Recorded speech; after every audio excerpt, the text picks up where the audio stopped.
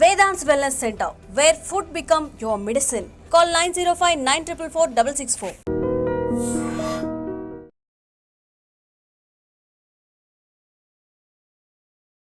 అందరికీ నమస్కారం. Welcome to I dream. నేను మీ ఝాన్సీ. చిన్న పిల్లలకి ఎలాంటి ఫుడ్ ఇవ్వాలి? ఇంతకు ముందు అంటే ఇంట్లో అత్తమామలు ఉండేవాళ్ళు, పెద్దవాళ్ళు ఉండేవాళ్ళు, ఏ ఫుడ్ ఇవ్వాలి, ఏ ఫుడ్ ఇవ్వద్దు అన్నీ వాళ్ళు చూసుకునేవాళ్ళు. మరి ఇప్పుడు 1 year బేబీకి ఎలాంటి ఆహారాన్ని ఇవ్వాలి? తల్లిపాలు మాత్రమే ఇవ్వాలా? గేదె పాలు, ఆవు పాలు తాగించచ్చా? ఆఫ్టర్ 1 year తర్వాత సెర్లాక్స్ అని ఇస్తుంటారు, వుడ్వర్డ్స్ అని ఇస్తుంటారు. చాలా బేబీ ప్రోడక్ట్స్ అయితే వచ్చేసాయి. మన ఇంట్లో తయారు చేసుకొని వాళ్ళ శరీర దృఢత్వానికి కానివ్వండి, మెంటల్లీ స్ట్రాంగ్గా ఉండాలి అంటే మనం వాళ్ళకి ఎలాంటి ఆహారం ఇవ్వాలి, వాళ్ళని ఎలా పెంచాలి, ఈ విషయాలు తెలుసుకుందాం. ప్రస్తుతం మనం ట్రెడిషనల్ హీలర్ ఇంకా హెర్బలిస్ట్ ఆంజనేయరాజు గారి దగ్గర ఉన్నాము. నమస్తే సార్. నమస్కారం అమ్మా. సార్, చిన్నపిల్లల ఆహారం విషయంలో చాలా డౌట్స్. వాళ్ళు అడగలేరు కాబట్టి బయటకి వాళ్ళకి ఎలాంటి ఫుడ్ ఇస్తే మంచిది అని చెప్పి ఇప్పుడు నిజంగా ఇంతకుముందు ఇంట్లో పెద్దవాళ్ళు ఉండేవాళ్ళు కాబట్టి వాళ్ళని అడిగితే వాళ్ళు చెప్పేవాళ్ళు. ఇప్పుడు ప్రతిదానికి యూట్యూబ్ చేసేస్తున్నారు. బిలో 1 year ఓల్డ్ బేబీకి ఫుడ్ ఏంటి, 1 year దాటాక ఫుడ్ ఏంటి, అందులో బోల్డ్ వీడియోస్ వస్తూ ఉంటాయి. బట్ ఈరోజు మీ దగ్గర నుంచి అసలు నిజంగా ఒక బేబీకి ఇవ్వాల్సిన ఫుడ్ ఏంటి? 5 సంవత్సరాల దాకా వాళ్ళు మనమే చూసుకోవాలి, మనమే ఫీడ్ చేయాలి కాబట్టి ఎలాంటి ఫుడ్ ఇస్తే బేబీకి బాగుంటుంది, ఆరోగ్యంగా ఉంటారు? చాలా మంచి ప్రశ్న అమ్మా. అందరికీ బాగుంటుంది ఇది. ఈ రోజుల్లో చాలా కావాల్సిన విషయం అన్నమాట ఇది. ఎందుకంటే చాలా మోడర్న్ అనేక రకాలు వచ్చేసినాయి అమ్మ. వాటి అవసరం కూడా ఎందుకు వచ్చింది అంటే, సేమ్ నేను అనేక వీడియోల్లో చెప్పినట్టుగా మనం తినే దాంట్లో పొట్ట లేకపోవడం, అంటే మనకు కావాల్సినవి లేకపోవడం, భూమి నుంచి మనకు కావాల్సినవి దొరకపోవడం, రాకపోవడం ఆ ఫుడ్లోకి. ఓకే. దానివల్ల అనేక రకాల డెఫిషియన్సీలు, అనేక రకాల విటమిన్స్, అనేక రకాల ప్రోటీన్స్, అనేక రకాల మినరల్స్, డైటీషియన్స్, న్యూట్రిషన్స్ ఎంతోమంది వచ్చారమ్మా. పూర్వం ఇదేమీ లేకుండానే ఆరోగ్యంగా పెరిగారు కదా. అదేవిధంగా ఈ పాలు కూడా అమ్మ చాలామందికి బ్రెస్ట్ మిల్క్ పట్టలేదమ్మా. మీకు 100లో 30 నుంచి 40 మంది కంప్లైంట్ చేస్తున్నారు. ఇదివరకు ఒక 500లో ఒకళ్ళిద్దరు ఉండేవారు. కారణం ఏంటంటే ఆలోచన సరళి, అదేవిధంగా తినే ఆహారం. ఇది వరకు గర్భంలోంచే గర్భవతిగా ఉన్నప్పుడే ఆ శిశువుకి ట్రైనింగ్ ఇచ్చేవారమ్మ పూర్వకాలంలో. అవునా సార్? ఎలాగా అంటే యోగ శాస్త్ర ప్రకారం 3వ నెల నుంచే పిల్లలు మనం చెప్పుకుని అన్నీ వింటారు. వాళ్ళు వింటమే కాదు, వాళ్ళ బాడీలో అంటే ఇక్కడ ఒక విచిత్రం చెప్తానమ్మా. పిల్లలు పుట్టిన తర్వాత ఏడుస్తారు. ముందర తల్లి గర్భంలో ఉండగా బాగానే ఉంటారు. పుట్టిన తర్వాత ఏడవాలంటారు. ఏడవకపోతే ప్రమాదం అని డాక్టర్లు గిల్లటమో కొట్టడమో చేస్తారమ్మా. తల్లి గర్భంలో ఉన్న శిశువు శ్వాస తీసుకోదు, తెలుసా మీకు? అది తెలియదు సార్. ఎందుకు తీసుకోదో చెప్పండి. ఒక స్త్రీగా మీరు ఆలోచించండి, ఒక లేడీగా. తీసుకోదు అంటే ఇప్పుడు తల్లి హ్యాపీగా ఉంటే హ్యాపీగా ఉంటుంది అవి తెలుసు, కానీ ఎందుకు తీసుకోదు అంటే నాకు తెలియదు. ఎందుకంటేనమ్మా, తల్లి యొక్క గర్భసంచి ఏదైతే ఉందో అది ఉమ్ము నీటితోటి నిండిపోయి ఉంది. ఓకే. ఆ ఉమ్ము నీటిలో ఈ శిశువు తేలియాడుతూ ఉంటుంది. ముక్కులు పనిచేసినాయి అనుకోండి, లంగ్స్లోకి ఆ వాటర్ వెళ్ళిపోతే శిశువు ఎలా బతుకుంటుంది? ఇది యోగులు చెప్పే శాస్త్రం తప్పమ్మా. డాక్టర్లో బయట వాళ్ళకి ఇది అర్థం అవుతుంది. ఎందుకు బతుకుంటుంది అంటే తల్లి బొడ్డు నుంచి తనకి బాడీకి అంతా ఆహారం అందుతుంది కాబట్టి.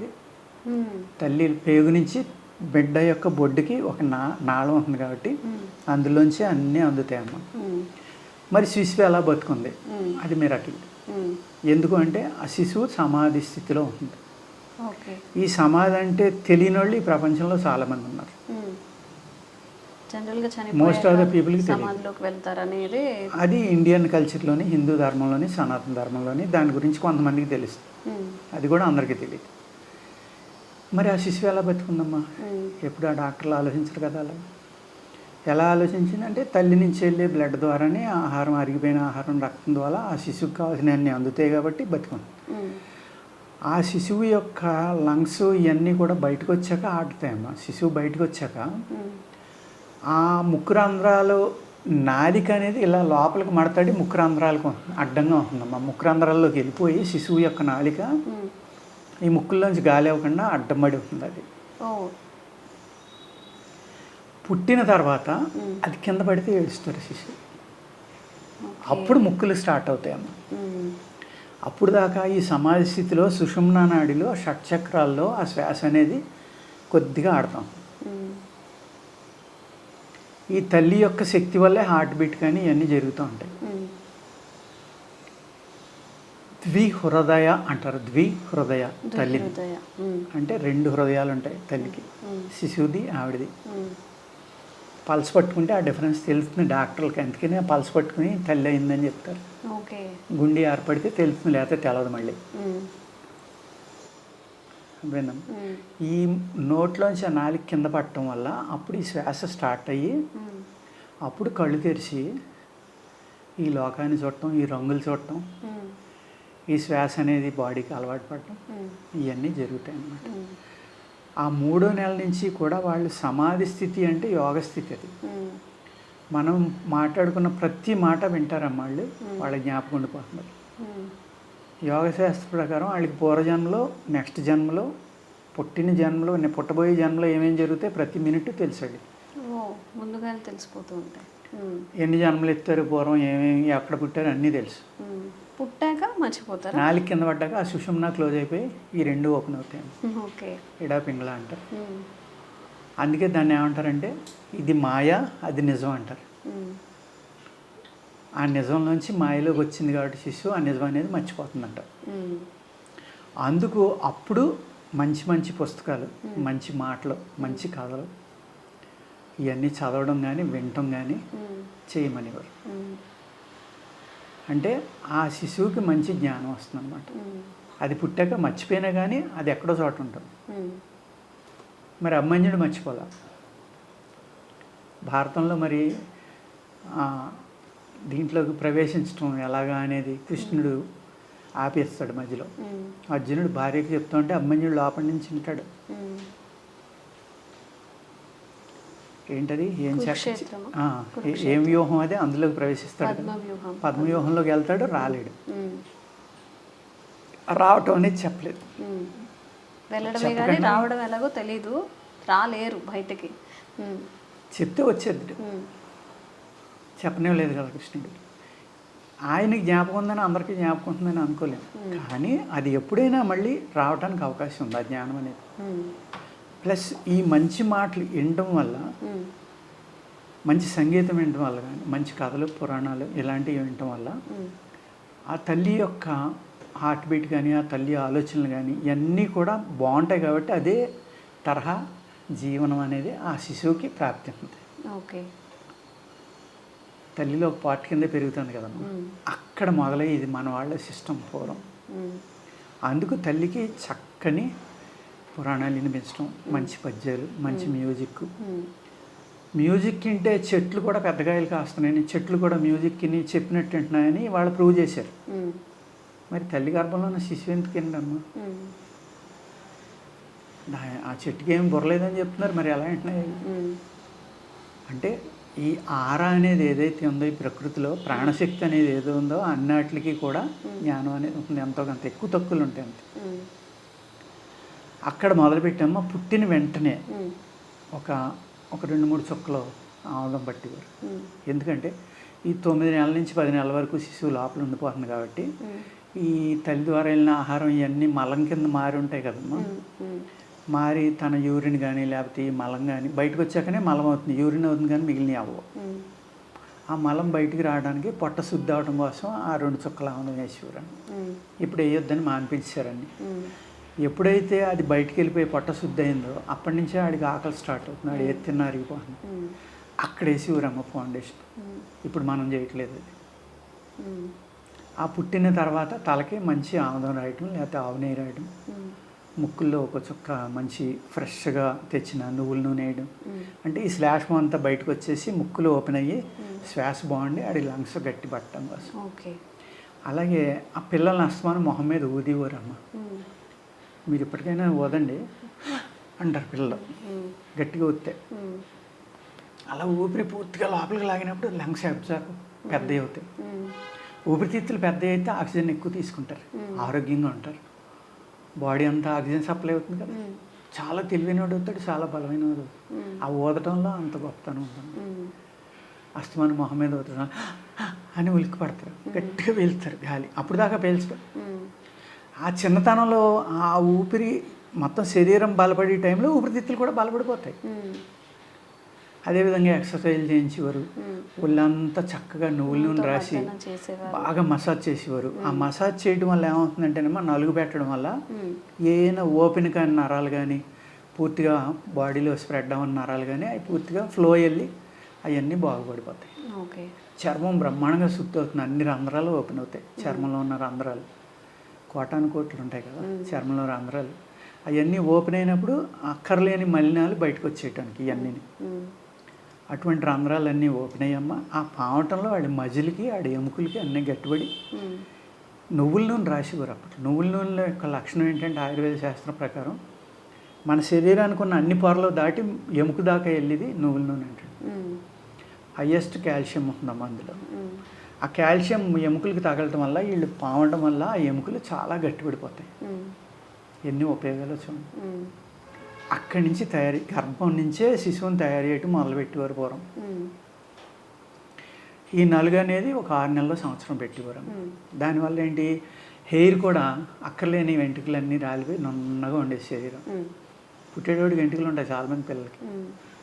ఆ నలుగు పెట్టడం వల్ల వెంట్రుకలన్నీ ఊడిపోయాయి, మెత్తగా సాఫ్ట్గా అయిపోయి బ్రహ్మాండంగా అయిపోయి పిల్లలు ఆరోగ్యంగా అయ్యేవారమ్మ.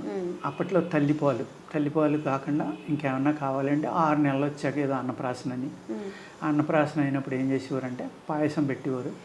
ఆ పాయసం కూడా ఒక ఉంగరంతోటో దేనితోటో వెండి స్పూన్తో పెడుతూ ఉంటారు. ఎందుకు పెడతారు? అవి రెండు విషానికి విరుగుడమ్మా. బంగారం అండ్ వెండి రెండు కూడా, రాగి మూడు కూడా విషానికి విరుగుడు. ప్లస్ అమృతం అయ్యి వెండి బంగారం కూడా. ఆ అమృతం అనే శక్తి ఆ బంగారంలో ఉంది కాబట్టి ఆ బంగారంతో తీసి పెట్టడం వల్ల ఈ శక్తి ఆహారంలోకి వెళ్ళి ఆడు మొట్టమొదటి తిన్న ఆహారంలో అంత శక్తి ఆ శిశువుకు దొరుకుతుంది. ఓకే, ఇంత లాజిక్ ఉంది దాని వెనక. ఊరికే మన వాళ్ళు మేనమామ ఉంగరం తీయండి, తన ఉంగరంతో పెట్టండి అంటుంటారు, కానీ లాజిక్ అయితే ఇది. వాళ్ళ శరీర శుద్ధి ఫస్ట్ టైం తిన్నాడు కాబట్టి బంగారు భస్మం అనేది ఆయుర్వేద శాస్త్రంలో వేలాది సంవత్సరాల నుంచి వాడుతున్నారు. విపరీతమైన ఆకలి అయిపోతుంది, మామూలు ఆకలి కాదు. ఆ ఫస్ట్ టైం మనం రైస్ పెడుతున్నాం కదా, ఆహారం పెడుతున్నాం కదా, ఆ అజిత్ అనేది లేకుండా అరుగుదల కోసం ఆ బంగారం ముంచడం వల్ల ఆ తిన్నది అరిగిపోతుంది. ఓకే, అందుకని వెండి గిన్నెలు అన్నప్రాసన రోజు అమ్మమ్మలు వెండి గిన్నెలు, వెండి స్పూన్, వెండి గ్లాసులు తెస్తూ ఉంటారు. అందరూ పెట్టాలి అని చెప్పి, బంగారం తీసుకురాలేని వాళ్ళు అందరికీ అద్భుతమైన అది. చాలామంది ఆడపిల్లకి వెండి గ్లాసు, వెండి కంచం అయినా పెడతారు సాధ్యమైనంత వరకు, ఒక గ్లాస్ అయినా ఇస్తారు. మనం ఏం చేస్తాం, బీరువాలో దాస్తాం. పండగకి తీసి తోమేసి అందులో కనుక మీరు ఆహారం తీసుకుంటే చాలా మెరకిల్ జరుగుతుంది. మనం తినే ఆహార పదార్థంలో ఉన్న అనేక విషయాల్ని తీసేస్తున్నాం అది బయటకు. ఓకే, ప్లస్ మనకి ధాతువృద్ధి అనేది జరుగుతుంది అందులో తినటం వల్ల. అందుకే ఆ వెండి గిన్నెలోని ఉగ్గు గిన్నె కూడా వెండిది. ఆ ఉగ్గు గిన్నెలోనే తల్లిపాలే చనుబాలు ఏవైతే ఉండేవో బ్రెస్ట్ ఫీడ్ అది పిండమ్మ, అందులో మందు కలిపి పోసేవారు పిల్లలకి. విరోచనాలు అవుతుంటే కావాల్సింది కలపటం, అవ్వకపోతే అవటం కోసం ఇవ్వటం, 2 ఆవం చుక్కలు వేసి అందులో. ఇలాగా ఆ చిన్నతనం నుంచే న్యాచురల్గా పెంచేవారు. ఎప్పుడైతే అన్నప్రాసన జరిగిందో అప్పటి నుంచి ఏం చేసేవారమ్మా, పెసరపప్పు లేదంటే కందిపప్పు, అన్నం కలిపి బాగా ఉడకబెట్టమ్మా, దాంట్లో చక్కగా ఎంత అన్నం ఉందో అంత నెయ్యి కానీ వెనపూస కానీ వేసేవారు. అది అందరికీ సాధ్యమని మీరు అడగచ్చు, అందరికీ సాధ్యం లేకపోవచ్చు. కానీ ఈ పెసరపప్పు ఈ పప్పులు వేసి వండటం వల్ల ఏమవుతుందంటే హై ప్రోటీన్లు అయ్యి, ప్లస్ ఆ పిల్లోడికి అనేది నెయ్యి అనేది ఎవరో ఒకళ్ళు ఇచ్చేవారు, పక్కింటి వాళ్ళు ఇంకొకళ్ళకి నెయ్యి వేసి పెట్టి పిల్లోడికని. అది ఆ జీవన విధానంలో ఆ రిలేషన్ అనేది ఉందమ్మా అప్పట్లో, ఇప్పుడు పోయింది అది. అదే నేను బయట అమ్ముకోవడం. ఇప్పుడు నా చిన్నతనంలో పనిలోకి వచ్చేవారమ్మ, చిన్న కులాలు వాళ్ళు, పెద్ద కులాలు అందరూ వచ్చేవారు, డబ్బులు లేని. మా అమ్మగారు అటుకులు అని ఉండేవి, పెంకుటిళ్ళు కదమ్మా, పెద్ద బానిండా రైస్, పాత రైస్, అది కూడా బ్రౌన్ రైస్, ఉమ్, పెద్ద బానిండా అంటే ఒక 200 కేజీలు పడుతుంది. అది ఒక 100 కేజీలు బెల్లం, ఉమ్, ఒక 50-40 కేజీలు చింతపండు, ఇవన్నీ కూడా పైన దాసి ఉంచేవారు. ఉమ్, ఎవరికి పురుడు వచ్చినా సరే, చిన్న వాళ్ళు కొనుక్కోలేని వాళ్ళు వచ్చి, అమ్మ మా పాపకు పురుడు వచ్చిందంటే ఒక కొంచెం బియ్యం అంటే 4 కేజీలు 8 కేజీలు, ఉమ్, అంత చింతపండు, ఇంత బెల్లం ముక్క. ఉమ్, ఆ బెల్లం ఎందుకంటేనమ్మా, తల్లి పుట్టిన తర్వాత శిశువు కొత్త జన్మ ఎత్తినట్టే తల్లి కూడా ఆ శిశువుతోటి కొత్త జన్మ ఎత్తినట్టే. ఉమ్, బాడీ పచ్చి అయిపోతుంది అంటారు, అంటే బాడీ అంత స్మూత్ అయిపోతుంది, అంత సున్నితం అయిపోతుంది. ఉమ్, ఆ టైంలో పచ్చిమ అనేది అందుకే పెట్టారు. ఉమ్, ఆ పచ్చిని తీసుకోకపోవటం వల్లే నడుము నొప్పులు, ఎముకల నొప్పులు, స్పాండిలైటిస్లు, పొట్ట పెరిగిపోవడం, లేకపోతే స్ట్రెచ్ మార్కులు రావడం, ఇలాగ ఎన్నో జరుగుతున్నాయి. ఉమ్, ఆ బెల్లం ముక్క తినడం వల్ల హైయెస్ట్ కాల్షియం, ఐరన్, మినరల్స్ ఉంటాయన్నమాట. ఓకే. అందుకు భోజనం చేసాక ఒక బెల్లం ముక్క పెట్టేవారు పురుడు వచ్చిన తర్వాత 6 నెలల దాకా. ఉమ్, ఈ తల్లి తిన్న బెల్లం ముక్కే ఈ శిశువుకి ఫీడింగ్. ఉమ్, ఆ తల్లి తింటాను అనుకోవద్దు మీరు, ఉమ్, అది శిశువుకి వస్తుంది. ఉమ్, పాత బియ్యం, ఎందుకంటే అజీతి లేకుండా, వాతం లేకుండా పాత బియ్యం ఆ తల్లి తింటే చూడండి మీరు, తల్లి మసాలా తింటే ఇష్టం అని వెంటనే పిల్లడికి కిరోసినాలు అవుతాయి. అవును. ఎందుకు అవుతాయి? ఉమ్, ఆ కారవాడికి పడలేదు. ఉమ్, అంటే ఈ తల్లి పాలిస్తుంది కదా, ఉమ్, అందుకు ఈ తల్లి తిన్న ఆహారం చాలా ఇంపార్టెంట్. 6 నెలల పాటు ఉమ్, పాలు ఇచ్చిన నాళ్ళు ఇంపార్టెంట్. 6 నెలల పాటు చాలా జాగ్రత్తగా ఉండాలి. ఆ తర్వాత కొంచెం అయ్యి తింటం మొదలు పెడతారు వీళ్ళు. అప్పుడు కూడా బిడ్డకు పడుతుందో లేదో చూసుకుని తినేవారమ్మ. ఆ బిడ్డ కోసం అంత సాక్రిఫైస్ చేస్తుంది తల్లి. ఉమ్, అది ఆ రిలేషన్ అనేది దూరం అయిపోయింది. ఇవాళ అలాగే ఎవరైనా వచ్చి అడుక్కోవటం వాళ్ళకి ప్రెస్టేజ్, ఉమ్, దాసి ఓపుకి వెళ్ళట్లేదు. ఉమ్, ఆ రిలేషన్, ప్రేమ అనేది అక్కడ ఆడు అడుక్కున్నాడా మనం ఇచ్చాం అనేది ఎప్పుడూ ఉండేది కాదమ్మా. ఉమ్, వాళ్ళ దగ్గర ఉంది, మనకు కావాలి, మనకు అవసరం ఉందని వాళ్ళు సిగ్గుపడకుండా అడిగేవారు. వీళ్ళు అంతకంటే ప్రేమగా ఇంట్లో వాళ్ళకి ఎలా పంచిపెట్టేవారు, ఉమ్, అంతకంటే ప్రేమగా ఇచ్చి ఓకే 2 కొంచెం ఇచ్చాను సరిపోతుంది ఏంట్రా, కాలితే ఇంకా కొంచెం పట్టుకెళ్ళి తత్తుకొడగానివ్వరు. ఓకే.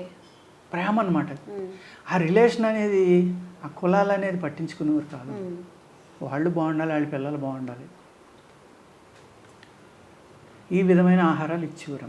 ఇచ్చి 1 year వరకు ఏం చేసేవారు, చక్కగా ఉన్నవాళ్ళు అయితే నెయ్యో ఎన్నో ఏదో ఒకటి వేసి, ఆ పెసరపప్పు ఇలాగ 2-3 రకాల పప్పులు వేసి ఉమ్, మెత్తగా వండి దాన్ని బాగా పిసికి గోరుముద్దలని పెట్టి, ఉమ్, ఎంత పెట్టేవారు అంటే అది పెడదామంటే చేతిలో ఆయిల్ కారి, ఇది నెయ్యి కానీ ఈ కానీ ఉమ్, ఆ చేతులే మళ్ళీ ఆ బిడ్డకు తుడిసి ఒంటికి ఉమ్, కాస్త నలుగు పెట్టి, ఉమ్, ఆ స్కిన్ కూడా అబ్జర్వ్ చేసుకుంటుంది కదమ్మా.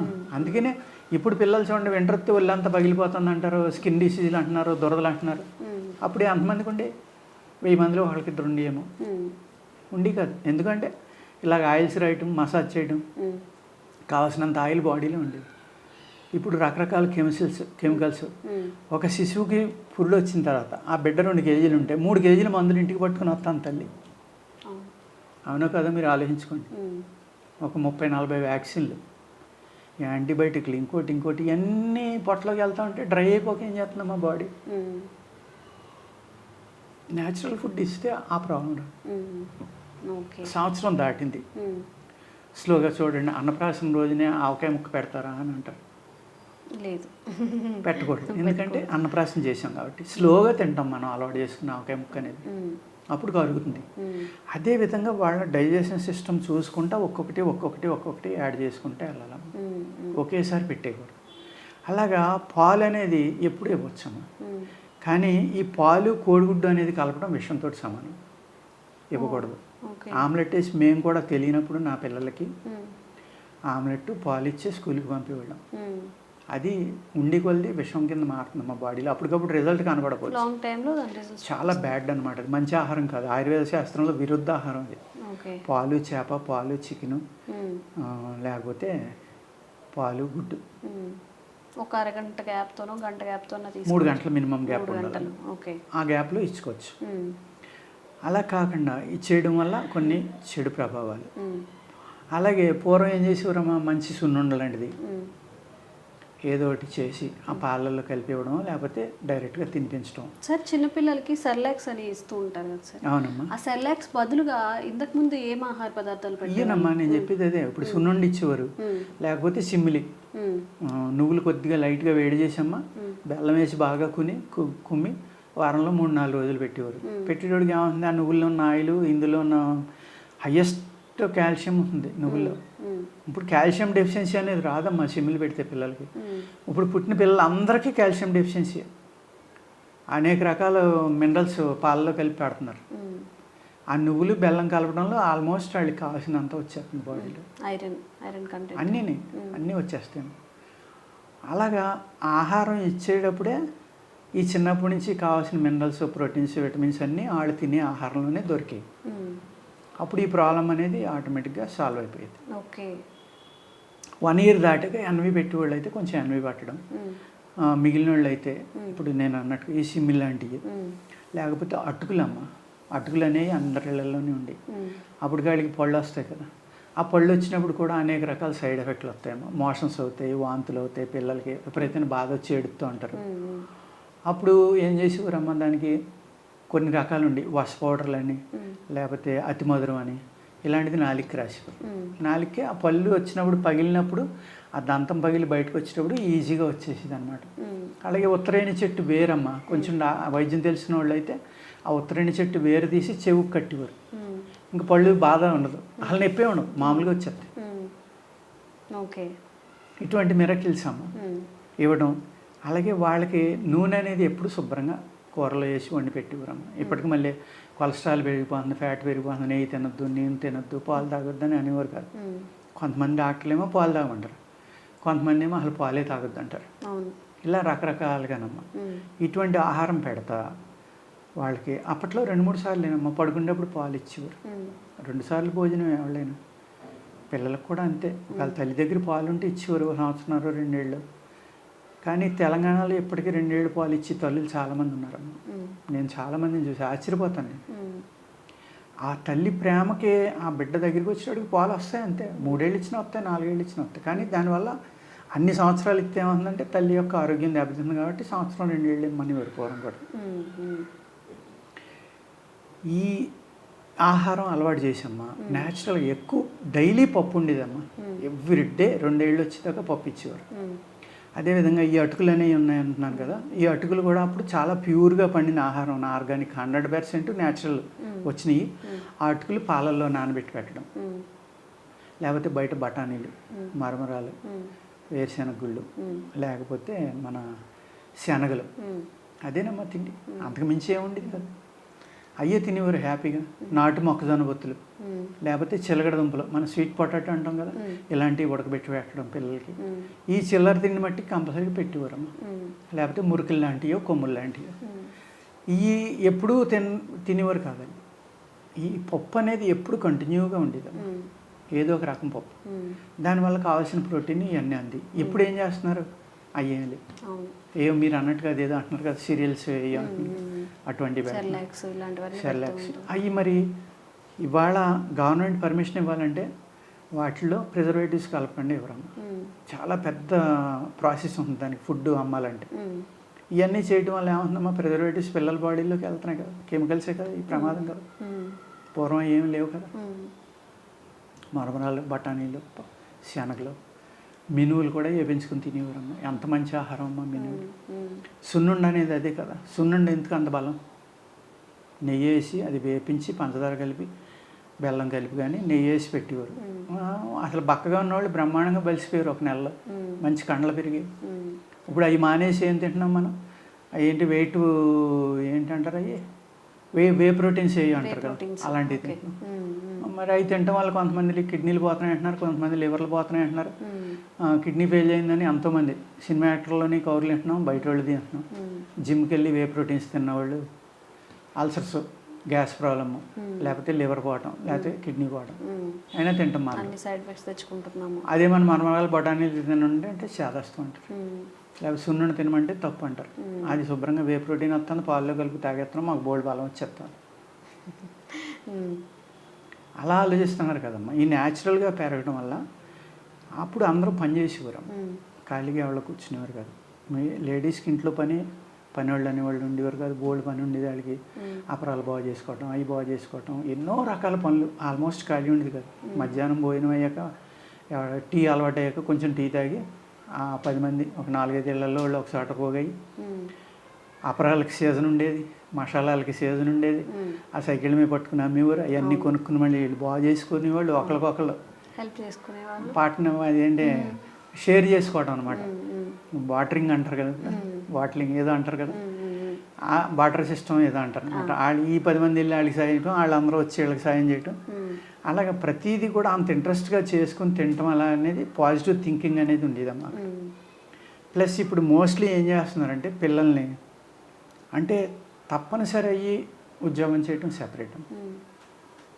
కోరికలు పెరిగిపోయి కోట్లు పెట్టి ఇళ్ళు కొనుక్కోవాలి, కోట్లు కార్లు పెట్టి కొనుక్కోవాలనుకుని ఇద్దరు కూడా ఉద్యోగం చేయటం అనేది పిల్లల్నేమో ఎవరి పనుల దగ్గర వదిలేయటం. దానివల్ల కూడా పిల్లలకి ఆ ముద్దు ముచ్చట ప్రేమ అనేది చాలా ఇంపార్టెంట్. తల్లి ముద్దులో కొన్ని వేల వాట్స్ కరెంట్ ఉంటుందంట ఒక ముద్దులో. ఆ కరెంటు అది అనేది బాడీలో ప్రవేశించేటోడికి ఆ పిల్లవాడి యొక్క శరీరం అద్భుతంగా తయారవుతుంది అన్నమాట, మనస్సు కానీ. ఆ ముద్దు ముచ్చట ఎలా ఇస్తున్నారమ్మా, ఇవ్వలేకపోతున్నారు కదా చాలామంది. అందుకే ఏంటంటే అట్లీస్ట్ 1 సంవత్సరం 2 ఏళ్ళు వచ్చేదాకా అయినా పిల్లల్ని ముద్దు ముచ్చట, తల్లి స్పర్శ అనేది అన్నట్లుగంటే అద్భుతం అమ్మ శిశువుకి. ఆ 2 శరీరాల స్పర్శ అనేది అద్భుతం అనమాట. అద్భుతమైన శక్తి ఆ పిల్లవాడిలోకి తల్లి. ఆ స్పర్శ తగలగానే తెలియనంత ప్రేమ వచ్చేస్తుంది తల్లికి. అదే ఆత్మ సంతోషించడం, తను సంతోషించడం కదా ఆత్మ. ఆ ఆత్మే భగవంతుడు అంటారు కాబట్టి ఆ శక్తి అనేది పిల్లకి కానీ చేత ఆహారంలోనే కాకుండా ఈ ప్రేమ అనేది కూడా 2-3 ఏళ్ళు వచ్చేదాకా చాలా అంటే చాలా ఇంపార్టెంట్. ఆహారంతో పాటు తల్లి ప్రేమ, తనిచ్చే చిన్న చిన్న ఆప్యాయతతో కూడిన ముద్దులు, ఇవన్నీ కూడా పిల్లల మానసికంగా దూరంగా ఉండడానికి కూడా ఉపయోగపడుతుంది. జబ్బు నుంచి దూరంగా ఉంచవచ్చు. ఇన్ని విషయాలు ఉన్నాయి, మనం తెలుసుకోవాల్సిన బోల్డ్ విషయాలు ఉన్నాయి. ఇంకా వీడియోస్ చేస్తూనే ఉంటాము. మీకు ఇంకా ఎలాంటి సందేహాలు ఉన్నా కూడా కామెంట్స్ రూపంలో తెలియజేయండి. తప్పకుండా వీడియో చేసే ప్రయత్నం అయితే చేస్తాము.